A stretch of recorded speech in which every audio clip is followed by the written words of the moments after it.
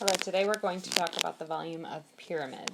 So we've done prisms. Prisms is when we have two bases. Pyramids is when we have one base. So because we only have one base, our volume formula is now 1/3 capital B times H. And that capital B is just like prisms. If the base is a rectangle, then your big B is going to be B times H, or LW, length times width. If it's a square, then it's going to be S squared. If it's a triangle, then it's going to be 1/2 base times height. So that big B is going to change depending on what the base is. So if we look at this problem, we have a triangular pyramid. Notice that this triangle is the base of that image. So if we think about this triangle, we need to determine, because it's a triangle, we know that it's 1/2 base times height. And we need to determine if this is a right triangle, because height has to be perpendicular to the base. So we can use Pythagorean theorem, 5 squared plus 12 squared, and we want to know what it is to 13 squared. Well, when I add these two together, I get 169, and 13 squared is 169, which means that they are equal, and because it's equal, that means that that's a right triangle. Another option to think about is that it is a Pythagorean triple. So since it's a Pythagorean triple, that indicates that it is a right triangle. So volume is 1/3 BH, but this B right here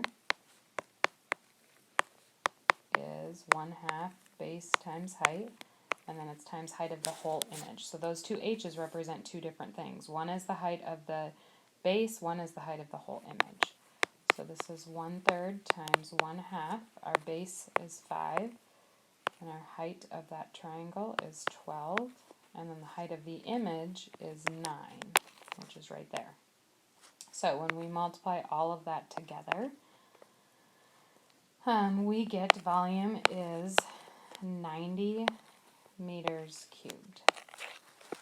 Now, a way to multiply that, I would multiply, if you want to do it by hand, I would multiply this triangle piece first, take half of 12, and that gives you 6 times 5. And then 6 and 5 is 30.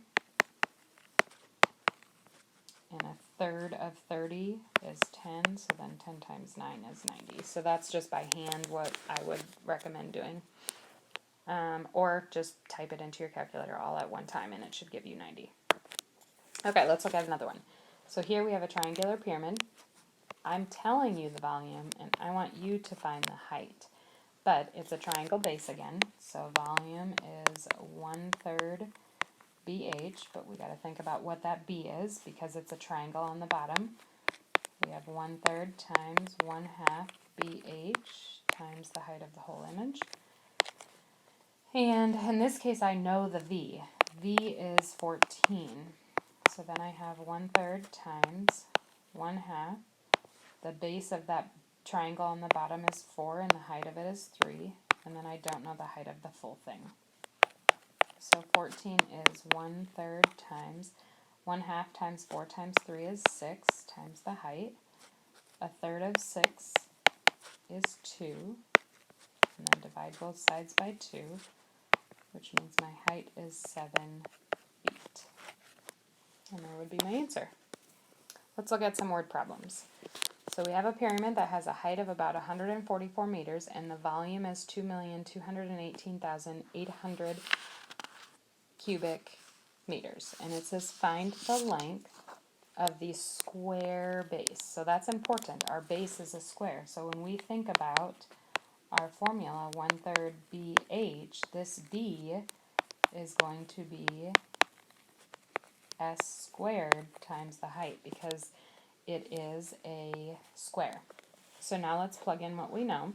Well, I know my volume is 2,218,800. 1/3, I don't know anything about my square, but I know that my height is 144. So if we take 1/3 times 144, I have 2,218,800, and 1/3 of 144 is 48, so I have 48s squared.